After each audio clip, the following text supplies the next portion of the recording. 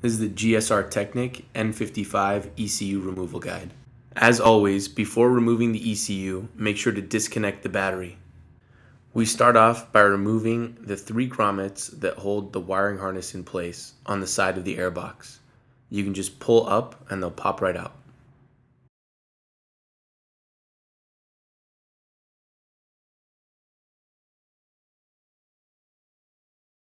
Next, we loosen the clamps on the airbox so that we can remove the charge pipe. You can simply pinch and pull back on this pipe to slide it out of the airbox. Finally, you pull up on the airbox to unseat it from the grommets that fasten it to the top of the intake manifold. There are 2 vacuum lines that come across the intake manifold, and just pinch to release.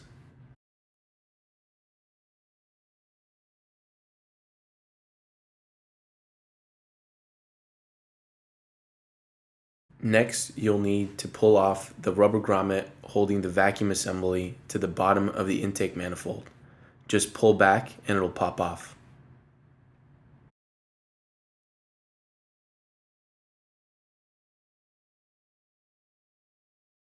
Then we move on to the connectors. The first one is the map sensor connector. Simply pinch and pull back on the top and it'll slide right back. Next, you remove the electrical connection from the oil filter housing. Next, you just pull up on the wiring harness to pull it out of the 2 clips above the intake manifold. Next, you'll remove the 2 bolts holding the plastic frame that restricts the wiring harness at the back of the intake manifold.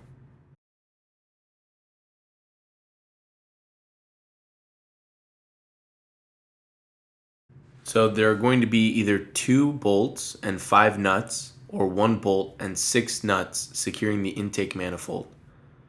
These are 11mm nuts. You just need to break them loose and then hand loosen them the rest of the way. You may want to use a magnetic grab tool to make sure that you don't lose the nuts.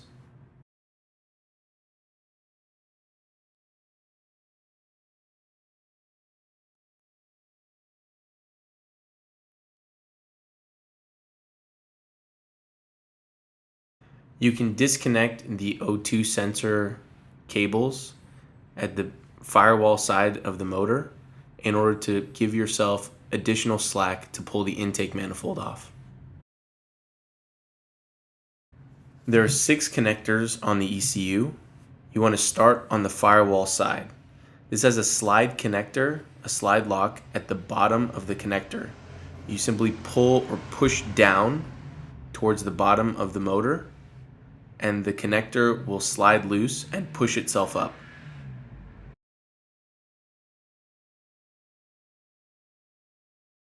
The next 2 connectors are pinch connectors. You simply pinch on either side, wiggle a little, and pull back.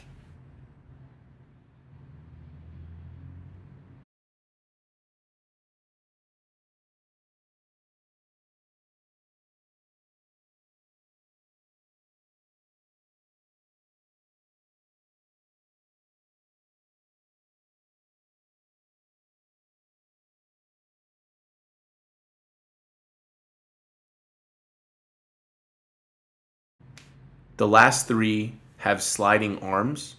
They have a small tab securing them. You depress the tab, pull down on the arm, and the connector will push itself up.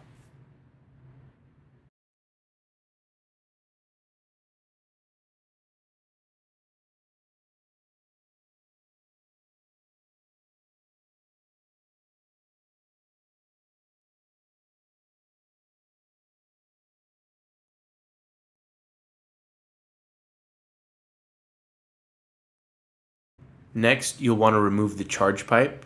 You simply pull back on the C-clamp until it's all the way up.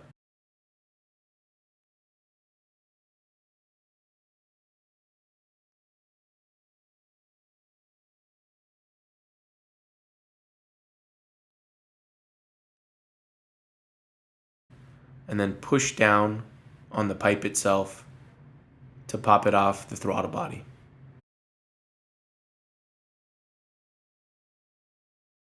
So before you actually pull the intake manifold off, you'll need to remember three things that will snag the intake manifold. The first is an electrical connector wire that's routed through a clamp on the front of the intake manifold, just behind the oil filter housing. You can simply pry this clamp apart and slide the cable out.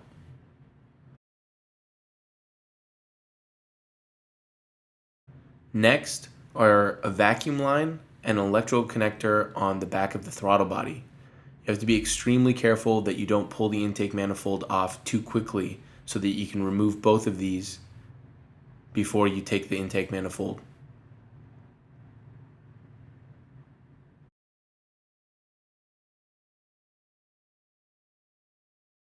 The electrical connector on the throttle body has a tab lock. You'll need to slide a screwdriver in at the bottom to release the tab, and then you should be able to slide the connector off easily. The vacuum line is another pinch connector. Simply pinch on either side using a pair of pliers and pull back on the connector, and it should slide off easily.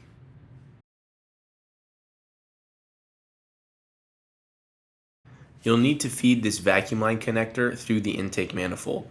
As it's a pinch connector, you can simply pinch it and push through until it clears the intake manifold.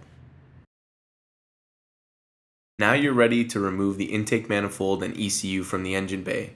But as you do so, be especially careful you don't snag any of the connectors or wires on the firewall side of the engine.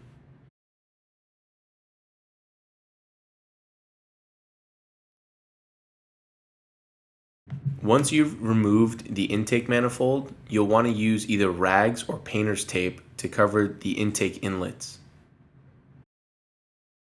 Once you've removed the intake manifold and ECU from the engine bay, you'll need to remove the ECU from the intake manifold itself. You'll need an E8 socket to remove the 4 bolts on the bottom of the ECU.